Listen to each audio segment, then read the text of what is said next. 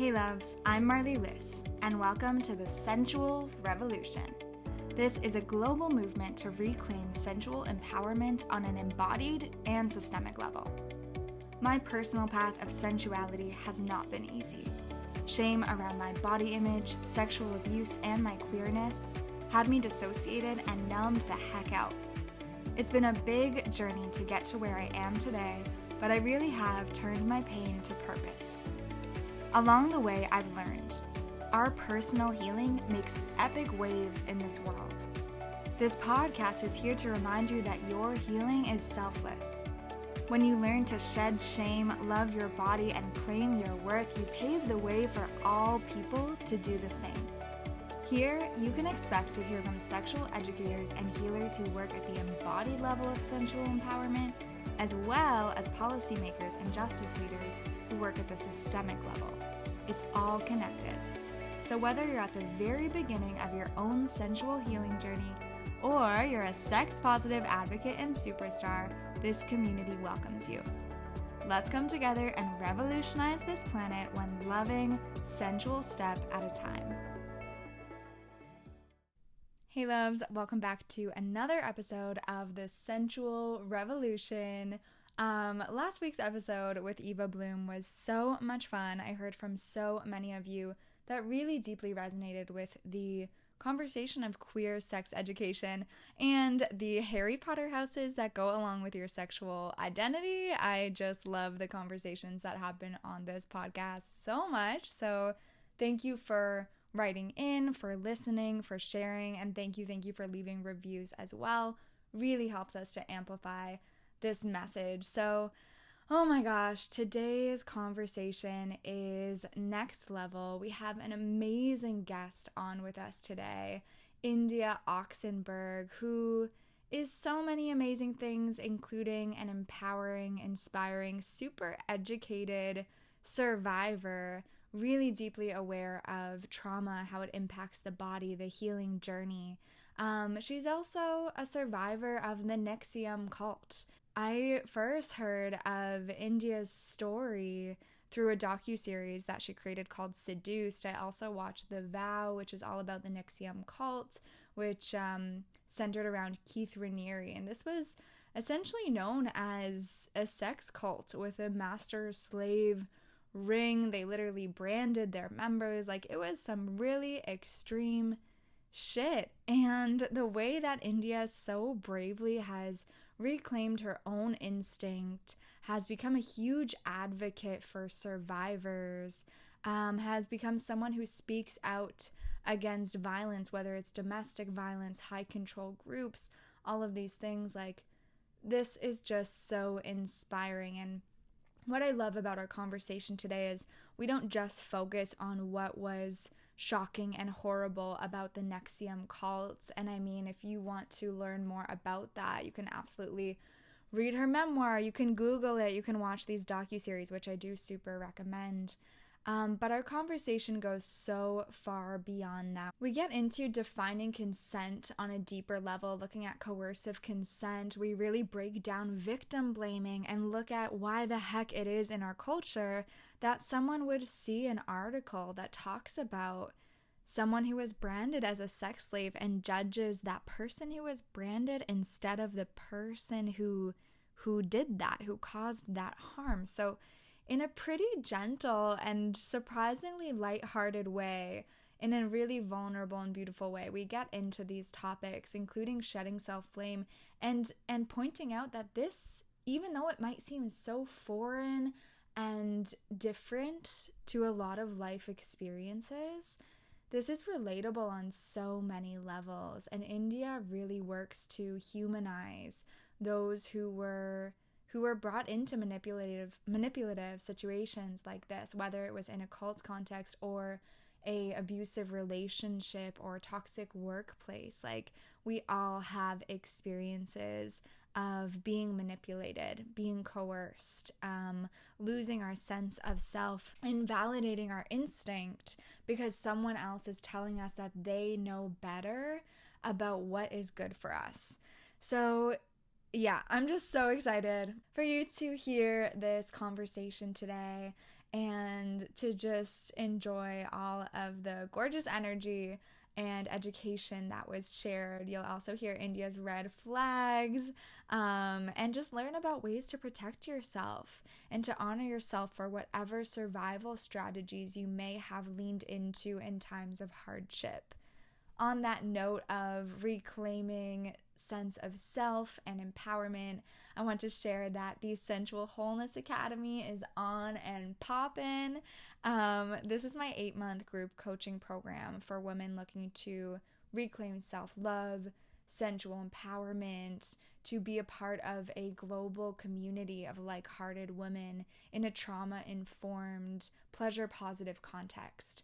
It's a really gorgeous space to claim love for your body, to heal shame, to heal the wounds of objectification culture and internalized misogyny, to work through so many layers of conditioning that aren't serving us, and to claim such a beautiful life rooted in pleasure. So if this sounds like something that could really support you in this moment in your life, I encourage you to go to the link in the show notes, check out the details for the Sensual Wholeness Academy.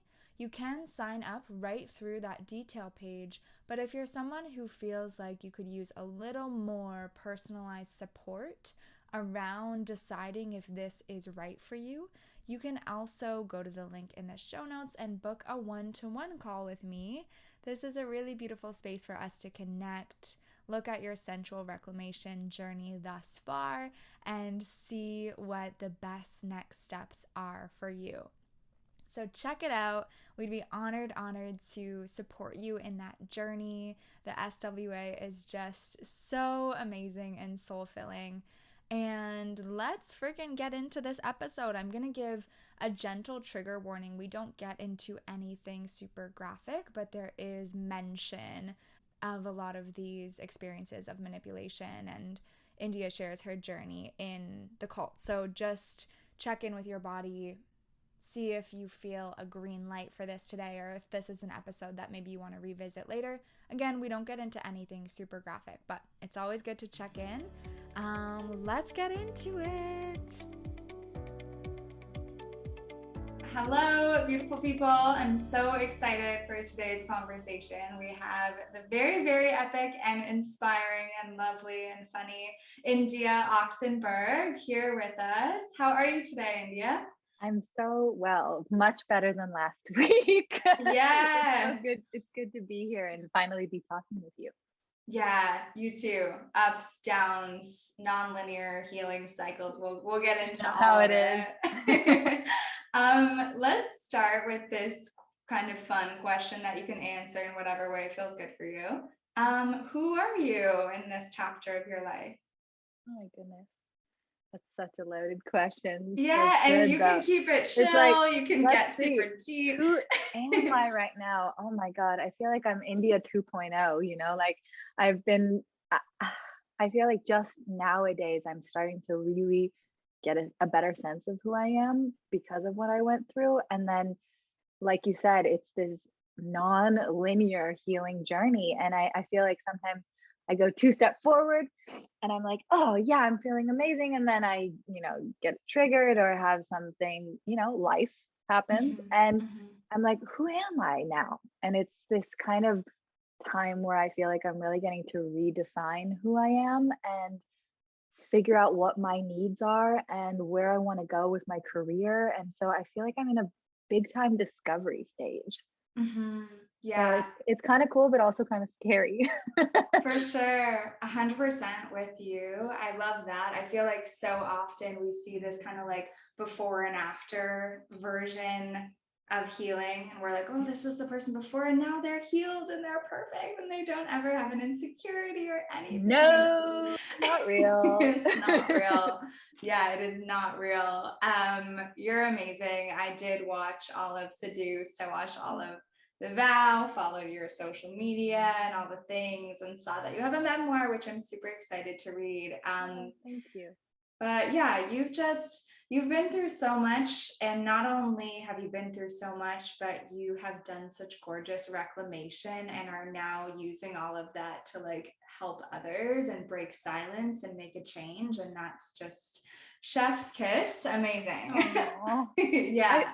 I honestly think that that's really like been such a huge part of my own healing is taking my life back in my own hands and not necessarily knowing what the direction that it was going to go in, but learning to trust that the decisions that I make are for me and that Mhm. they benefit, you know, the things that I want to see change in the world. And that really is kind of like a big picture idea, but really on a small scale, it's more about like living honestly and living without shame. And that's like my goal all the time is like, Mhm. how can I access and be connected to my most authentic self, even when it's super uncomfortable and you're gonna upset a lot of people when you do that, and that comes with Mhm. the territory. And if you're a people pleaser or a Mhm. professional people pleaser like myself, Mhm. you get to really see the people who stick with you are really the ones you want around, and the Yeah. ones that fall to the wayside are kind of fair weather friends, and they didn't really want to see you for you necessarily. They wanted to see you for that that person who serviced them more. And that's kind of been like my personal journey of coming out of NXIVM, but specifically more so DOS, Mhm. because it was so oppressive and controlling, and kind of breaking those invisible chains and coming to terms with like, what the fuck do I want?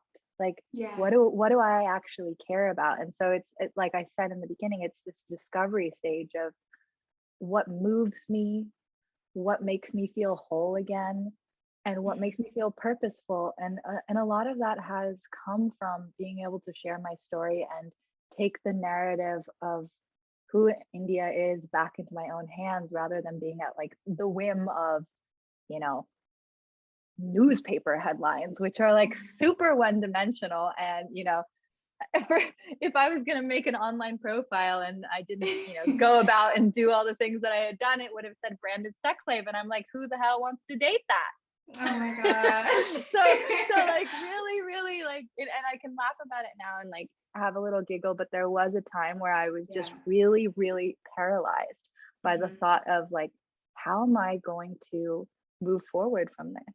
And Mhm.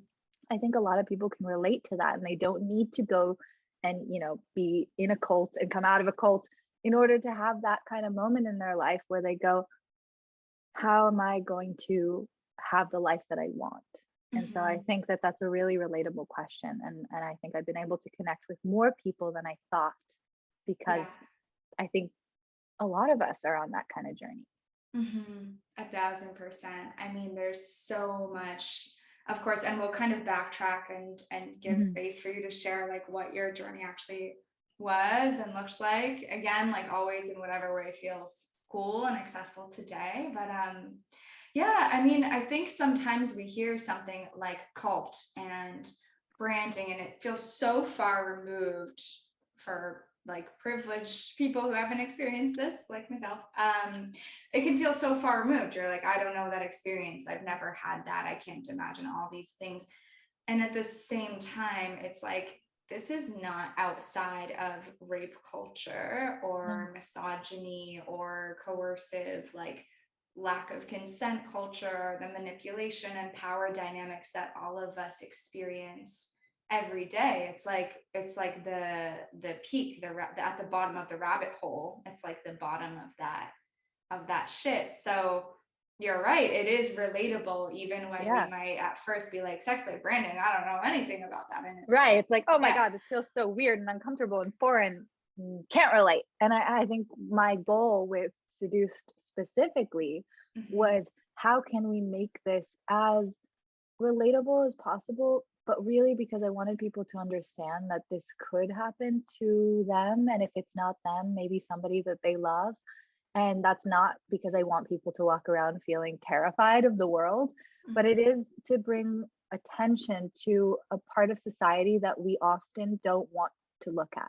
I think a lot of that actually has to do with consent and like what Yes. is consent and what is consensual. And I know that there's so many layers to it, literally layers Mm-hmm. Mm-hmm. of what consent actually means. And in my case, I was coerced into believing that the very thing that I was doing was taking my free will away from me. And I think if, and I know that you mentioned that a lot of your viewers are people who are survivors themselves or recovering from trauma.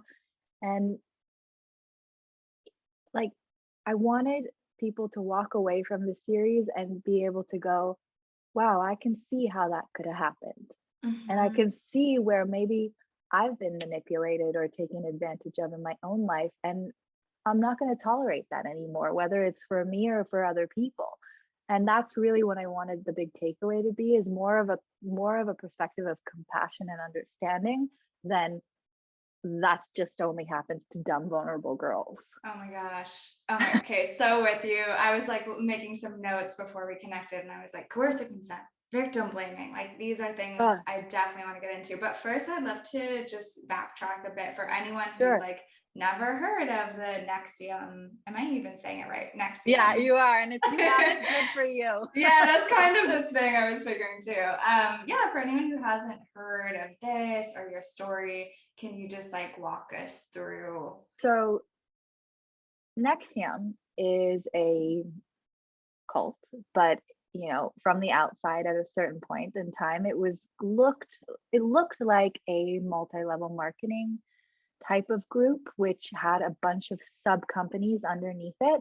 So NXIVM was kind of like the umbrella, and then within it were a bunch of others, including one which was called Executive Success Programs, and that was like their consumer front product that they sold, and that was one of their main ways of enrolling and luring people into a cult. And I know I'm giving kind of like the quick version, but it happened to be in 2011. My mother and I were invited by a friend of ours to come to an intro presentation, which seemed totally like normal and legitimate. I mean, I grew up in Los Angeles, so I guess for me, self help was something that I was pretty familiar with and wasn't all that unusual. Mhm. And also, we trusted this friend because everyone has that friend where they're like, go see that movie or go eat at that restaurant. And you're like, okay, no problem. And you like don't even look it up and you just go, Mhm, because mhm. trust goes a long way. And that was actually one of the tools that they used to recruit people, was blind faith.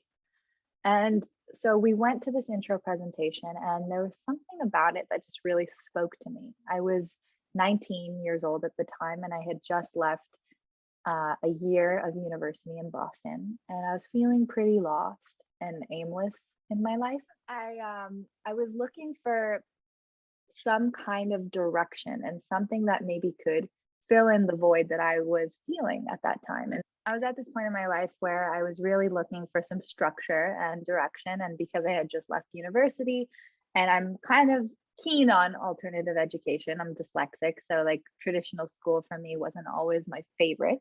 Mhm. And I was open, and I was Yeah. also vulnerable. And like most people in that time of transition, I was really receptive to the information which they were presenting. And a lot of what they were saying was that they had a system and a technology that could eliminate fears and help you achieve your goals. And I was like, I couldn't have raised my hand high enough. I was Mhm. like, oh my God, that's me. I'm Yeah. not, I have problems. I need help. And I'm lost. But I wasn't really saying that overtly, but I was communicating that in a way Mhm. because I was at a place where I really was looking for some guidance. Mhm. And so I was also 19, surrounded Yeah. by all of these seemingly professional people who had seemed to have their shit together. And so I wasn't really in a position to question them. I was kind of just like, okay, they seem to have some things right. Maybe I should try this out. So I remember turning to my mom and saying like, hey, I really want to try this course. Would you want to take it with me? And her being the mother that she is, she was like, oh my God, my kid is being decisive. Like, holy shit, I should take advantage of this. And so she actually agreed to take it with me. And so that was Yeah. kind of the beginning of our introduction into NXIVM via executive success programs. And so, cut to 5 years later, I was recruited, or I guess invited to join a subgroup of NXIVM, which was called DOS. And DOS was pitched to me as a women's only kind of like boy training group, where they would kind of mentor you, but that there was no real out, but that was supposed to be a good thing. And there was like, it was really kind of ambiguous. And at that point I had been in NXIVM for 5 years, and I hadn't really gone to the place where I wanted to go in the NXIVM ranking system, because that's like how they did things. You moved up ranks, and then eventually the goal was that you would be a professional coach in which you would make money. Up until that point, I didn't make a dime. And actually, I had never made any money in NXIVM, because that was not really how they did things. What they did was you worked like a mentorship, but really it's kind of like slave labor, where you just kind of give away your time in exchange for curriculum if you can't pay for it. But I was also paying for curriculum, so they they had a pretty good system going in which they could really use people for the skills that they had, whether it was administrative, or if you were personable, or if you were a really committed student, which at that point I was. And I grew farther and farther from my friends, from my family, from my prior ambitions, and I became incredibly dedicated to the group. And I was really losing myself in that process, but I actually thought that I was gaining myself. But now, in retrospect, I see it very differently. So I think from there, I mean, I was in DOS for about 2 years, and that was much more of a abusive environment that really used blackmail and coercion as the foundation of the program. And so there was no real way out unless you wanted to have your collateral exposed and hurt the people that you love. And that was just not an option for me. So I did a lot of convincing of myself that where I was right. And I was too afraid to leave, but I wasn't conscious of that until after the fact, because the brainwashing that they do and the indoctrination that they had was so clever and not actually very different from being a POW or being someone who is abducted.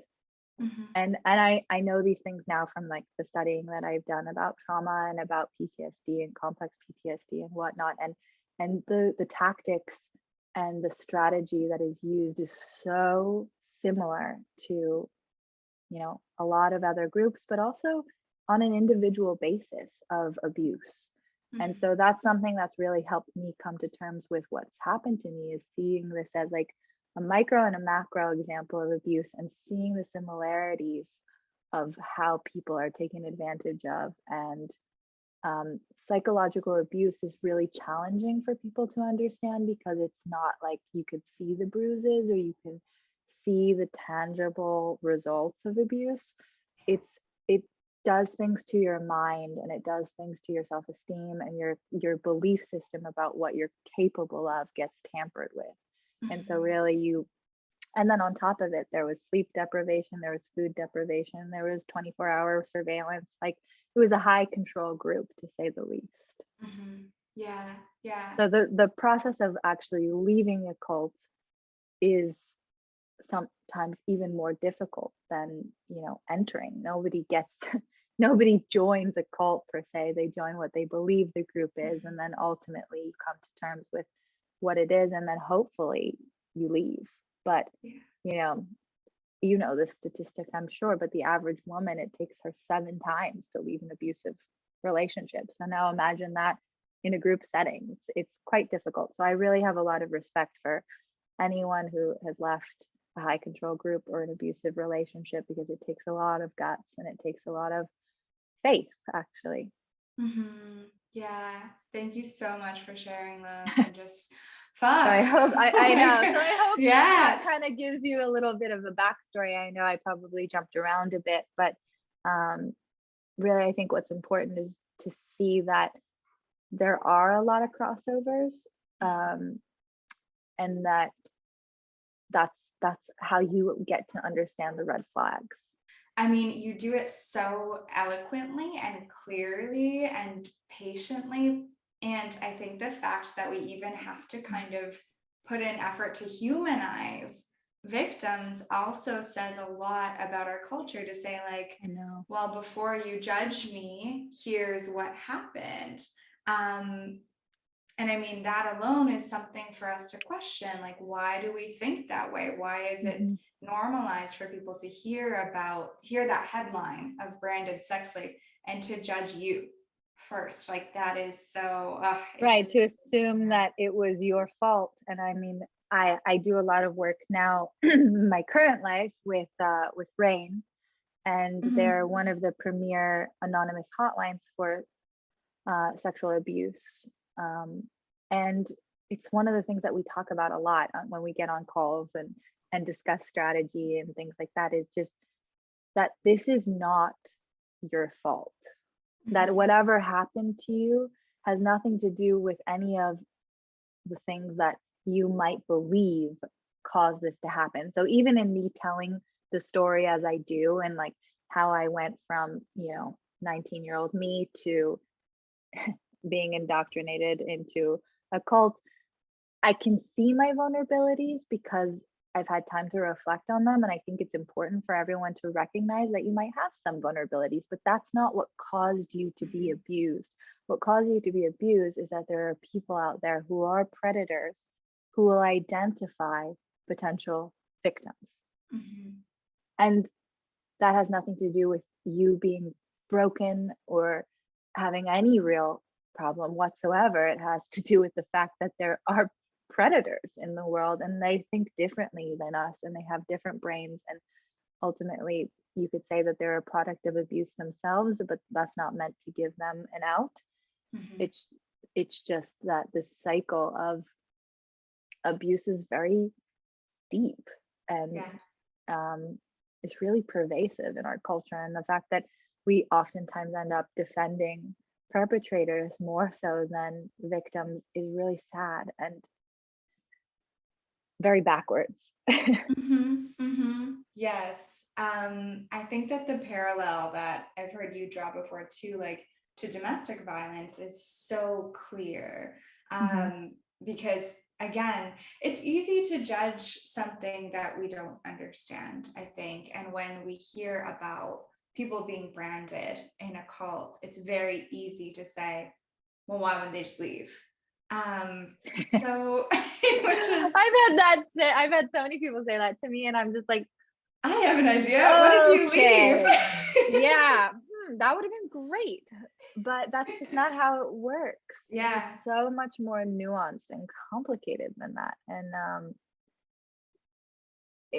that's like a question that I find, I mean, now I'm not as, fired up and pissed about that question when I hear it, because I'm like, oh, okay, they don't understand. And I have to like take a breath and just, figure out what maybe I could say that could help them see the broader picture. But sometimes some people are not capable of that. And I think that's an important thing for survivors to realize, is that there's going to be some people in your life who are not going to be able to understand. And that doesn't make you wrong actually at all. It just shows you that there's certain people that have limitations in their ability to empathize or really just think abstractly. Because but that shouldn't be something that deters you from believing in what you know to be the truth. And that is a learning curve that I've had to come to terms with, because I think I was so desperate to have everybody believe me at some point, and I'm really more desperate to have the people that I love and cared about the most believe me. And I'm like, I really need you to understand this. And then I had to know that there are caps. And it's actually more about me having forgiveness and understanding myself, and then having to have other people understand. Oof, that is some you know? deep work for sure. Like, Yeah, yeah, I think a lot of us do it's get stuck hard. on that. We're like, get it, get it, get it. Why don't you get it? And yeah, in a world where we all have unique lives and different experiences, you're so right. We might not, but there might still be love and deep care Totally, there. Yeah. totally. And it also happens, I see it a lot as like sometimes generational too. Mhm. Um, that certain certain people just, that's just not how they were raised, and it's really difficult for them to kind of reevaluate their whole set of beliefs just to kind of like accept this really uncomfortable thing for them. And they might really love you and want to, but they also might really want you to just feel better and be, I'm doing air quotes here, but normal again. Right. And so that might come from a place of fear where they just don't know how to help you, or they feel like if you're happy, it means that you're fixed. Mm. And that's also unrealistic too. Mhm. Mhm. But I see that a lot sometimes with certain relationships that I have, where they're like, "Oh, you're happy, so you must be better now." And I'm like, I am better, but sometimes I have bad days. Yeah. And that's just kind of like how this works. And I even get frustrated with that. And I'm like, oh, God damn it, India. Like, why can't you just be fine today? Like, get it Mhm. together. And then I'm like, got to take a step back and just kind of take it in and be like, oh, it's okay to have tough days sometimes. Mhm. It's normal. Yeah, it's it's, human. it's totally human. And I think that's something that I've also had to really allow myself to be okay with. Yeah, absolutely. I think there's like a reclamation that a lot of us go through where we realize we're not robots. And Totally. right, it's easy to say, I mean, I've done this before where I have a dear friend in an abusive relationship and I'm like, well, you should leave. And it's kind of like A plus B equals C. Like this is happening, doesn't sound healthy, you're not happy, you should leave. Um, and it's so easy to kind of come at it from that logical lens and forget that like people's hearts are in it. And Mhm. I imagine like your whole worldview, your whole like all of your connections were embedded in that space. And so Mhm. asking you to leave and then be fine is not Yeah. real. Or yeah, No, yeah. it's very challenging because I think on one hand, you spend so much time investing in either the relationship or in my case in the group, and establishing some sort of identity within that. And so Mhm. you're asking people to challenge some really, really deep core beliefs about who they are, and also question if what they're doing is good. And that then comes back to you, where you have to question, wow, did I put myself in danger? Like, Mm, am I the type of person that can't trust that my decisions are sound or safe? And that can be really jarring and yeah. destabilizing when you start to question those things. And I went through some very, very dark times where I was questioning a lot of the decisions that I had made while I was under the influence of mostly, specifically, Keith Raniere and Allison Mack, and that I was not making sound decisions. And I had to also recognize that that was because of the circumstances too. And I Yeah. think that's really important in when you're trying to regain some sort of compassion for yourself, and not just beat yourself up and be like, what the fuck is wrong with me? Am I just a broken human? And Mhm. and recognize that if you were not in those circumstances, your behavior probably would have been very different.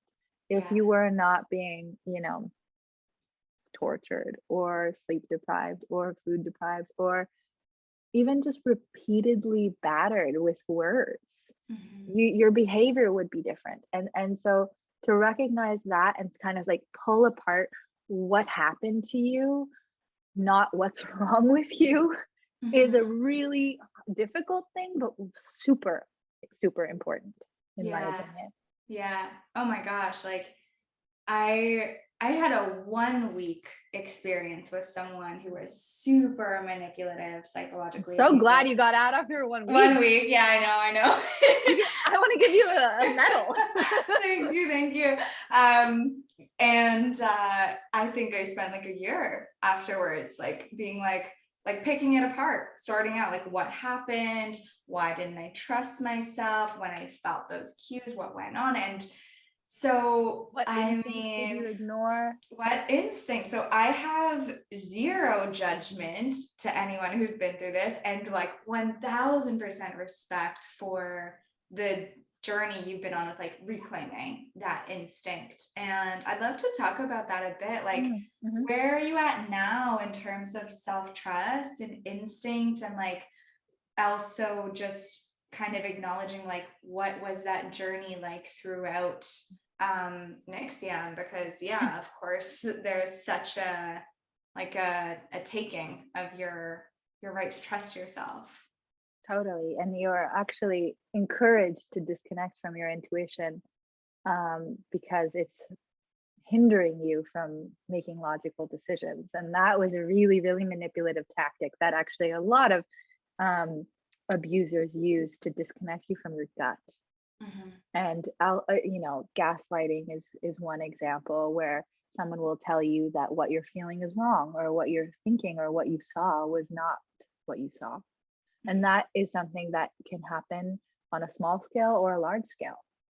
So in my case, I think it has been an incredibly messy, bumpy journey, but I also feel really grateful in some ways because I was forced to look at it, specifically because I was also a active participating witness for the FBI during a really fragile time for me, right when I had left NXIVM.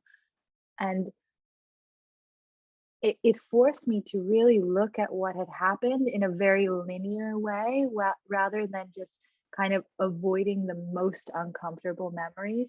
And I was just fresh out. So there was so many places where I was literally incapable of going because one, I had suppressed the memories so much and I had distorted them so much.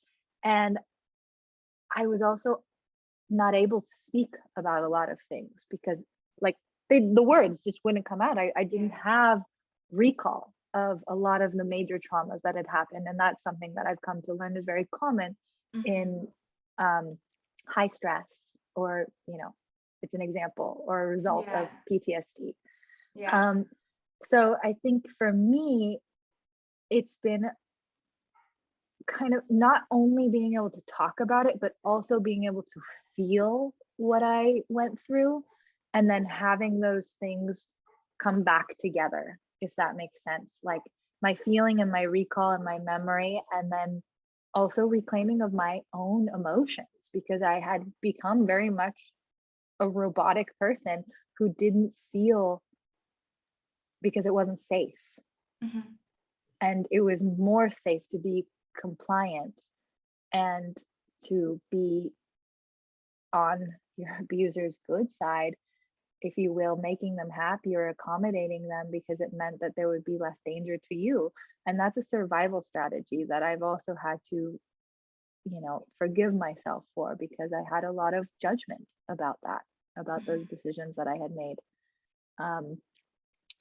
But so I think that it's not a simple process, but I didn't really have much of a roadmap. I just have an incredibly loving and supportive mother who will literally like do anything for me. And so that in itself, and that coming back to her and coming back to my family and seeing an experience of what a real sacrifice is and what like real love looks like, has helped me feel a tremendous amount of love in my life again that I just didn't have for so many years and was so confused about. So it's a lot. Yeah. And I'm just still like, doing it.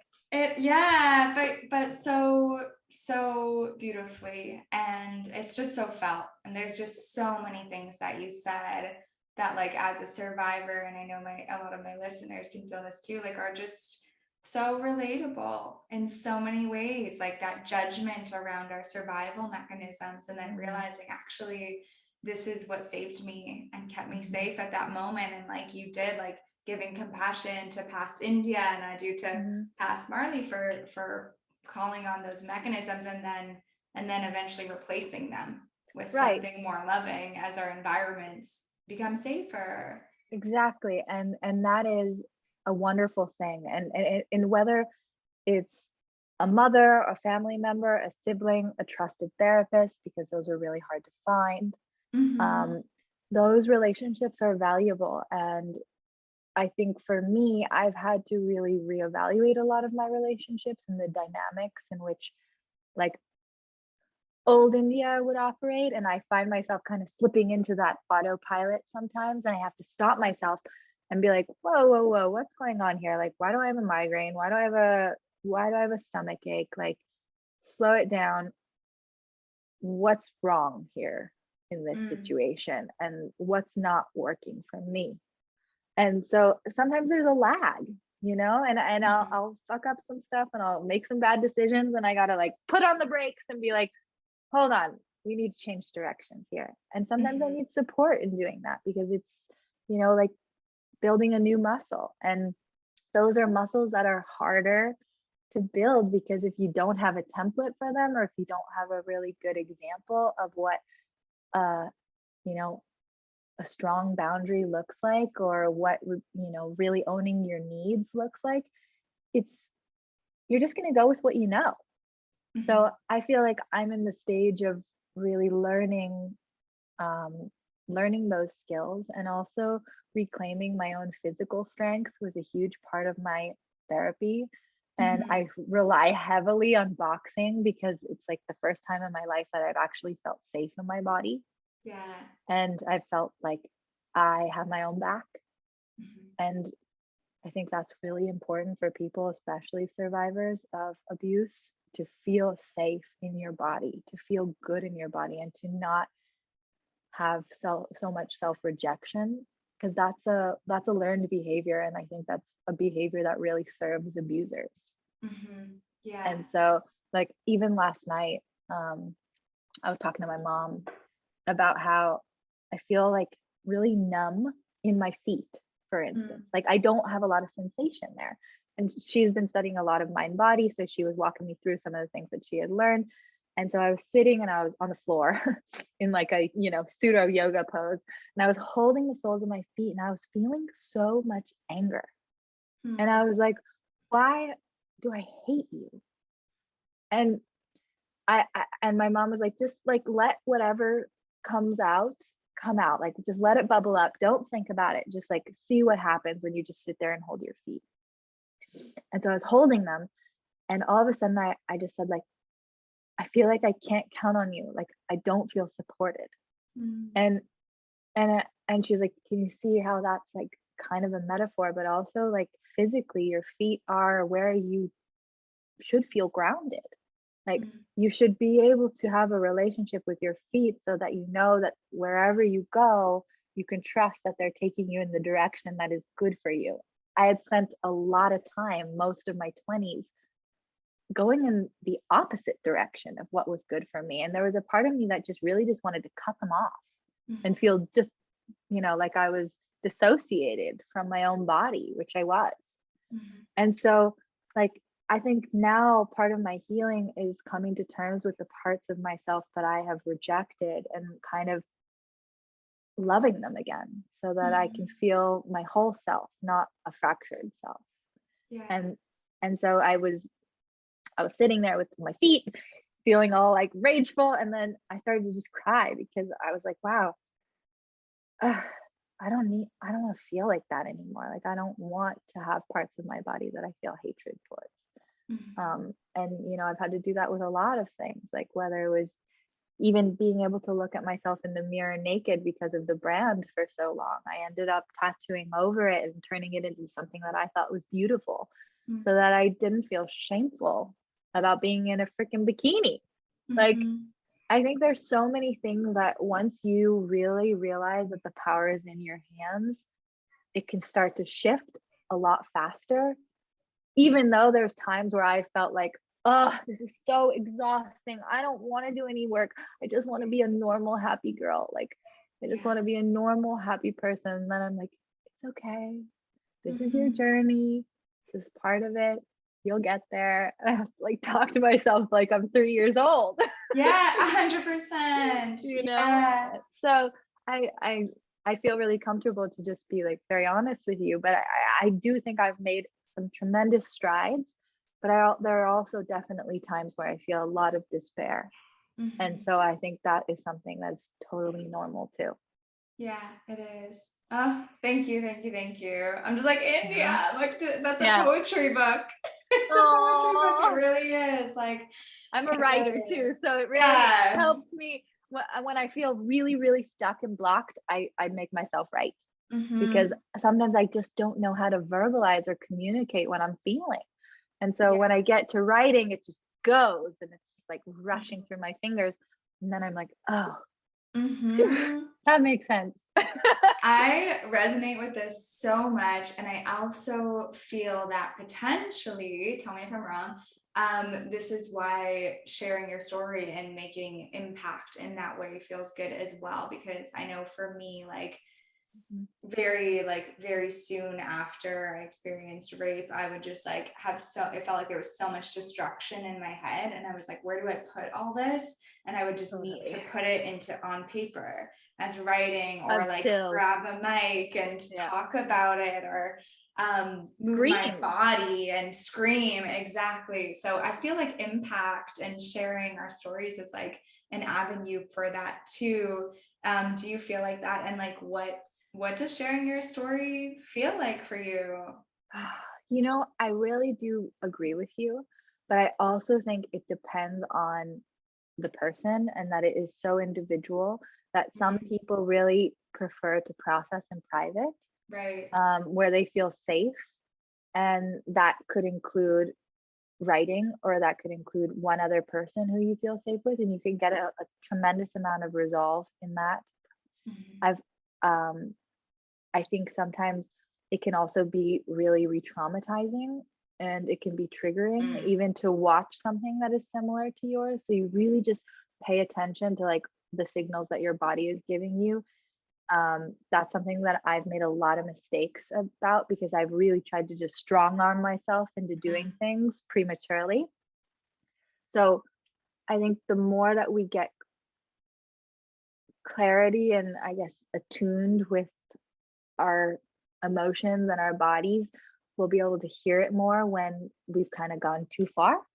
And then, like I said, like the muscle that you're kind of building, you'll get stronger at it, and it will become easier to share. You might be able to laugh at certain things at some point, and I think that's super healthy.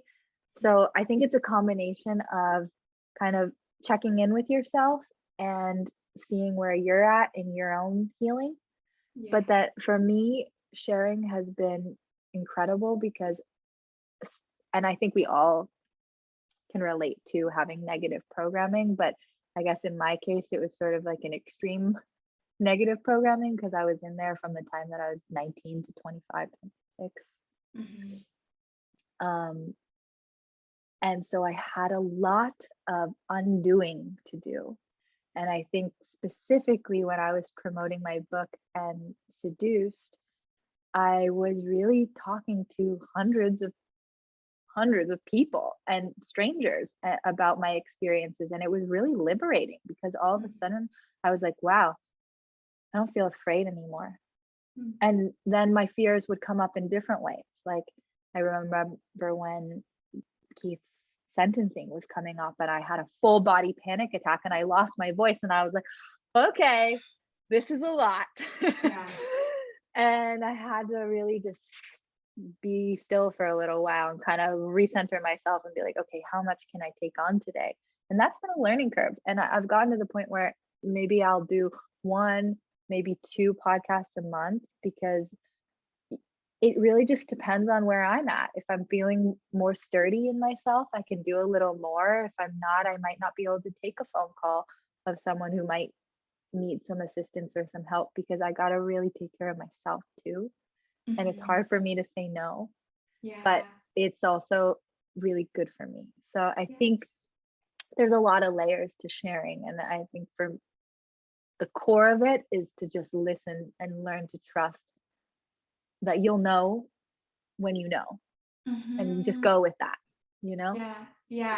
I feel you so much. And it feels very like kind of like meta style full I know. circle, because it's like this constant reminder of there's no right way to heal. There's no external blueprint. There's no person who's No. like, I have the answer. It's constantly like coming back Right. to And ourselves and don't our let bodies. anybody pressure you into doing anything before you're Mhm. ready. Like, Yeah. no, fuck that. Like, if Mhm. you are not ready to share, you share exactly how much you're ready to share. And Yeah. then you do a little more, and then you do a little more on your Mhm. own time, because that right was taken from you. So it's your responsibility to take that and reclaim it back for yourself. And that's something that I'm very much learning now.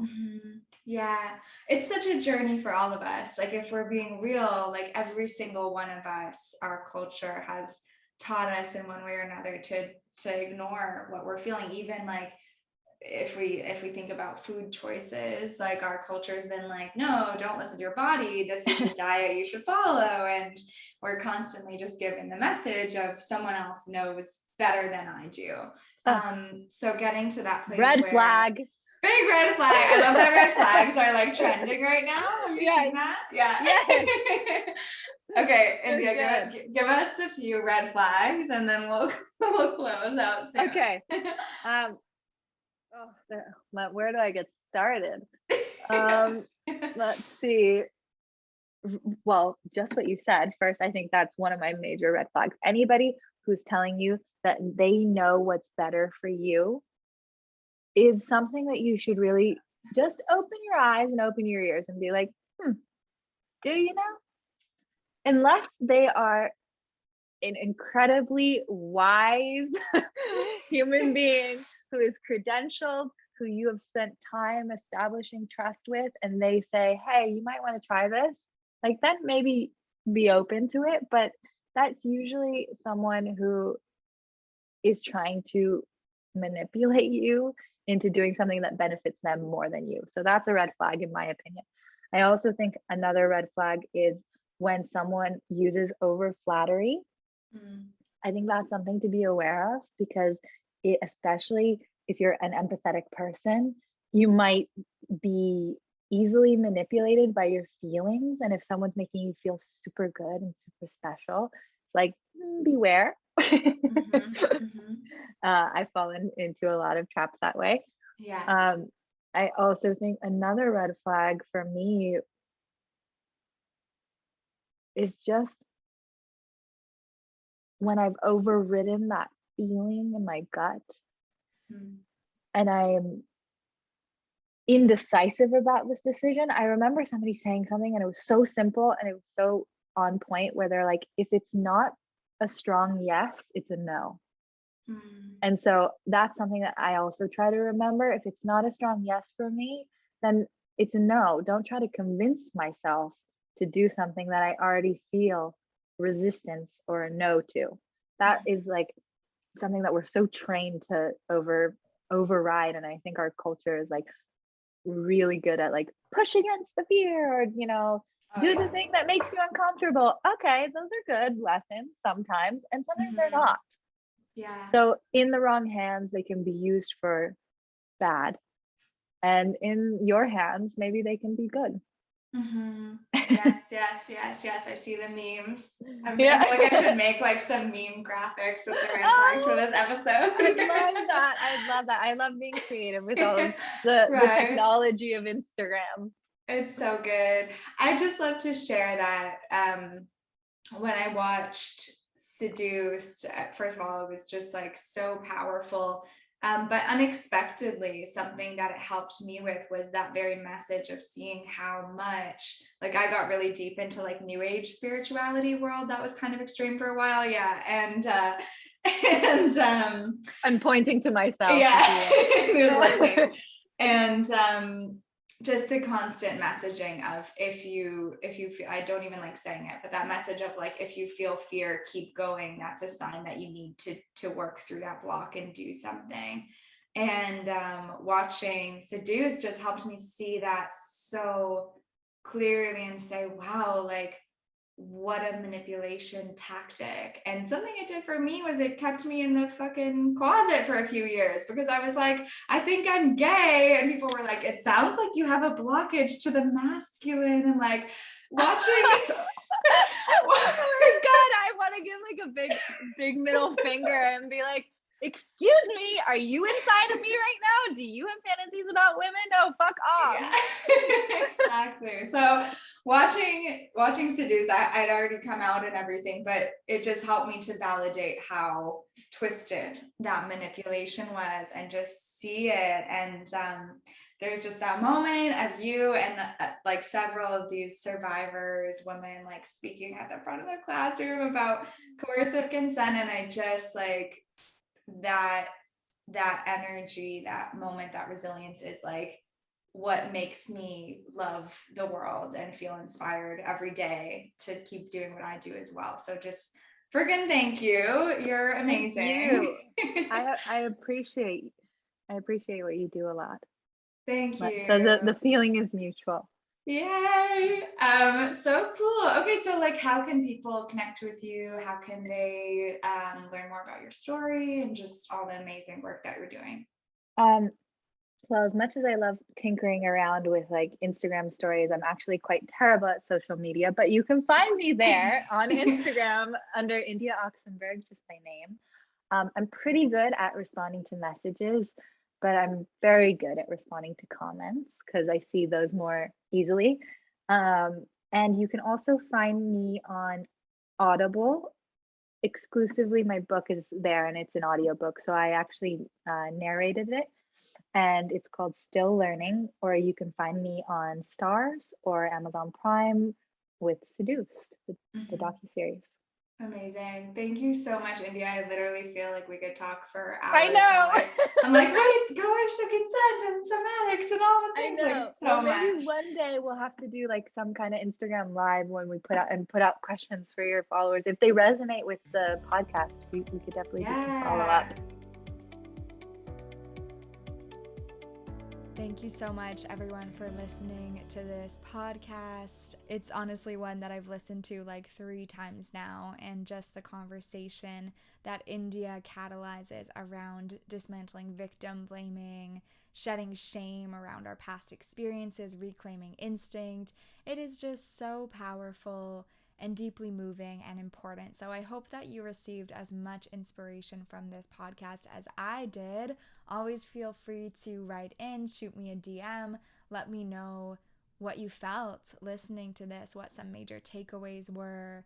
If this resonated with you, we're always really grateful for you to share the podcast, leave reviews as we're growing this baby into her own little fempire.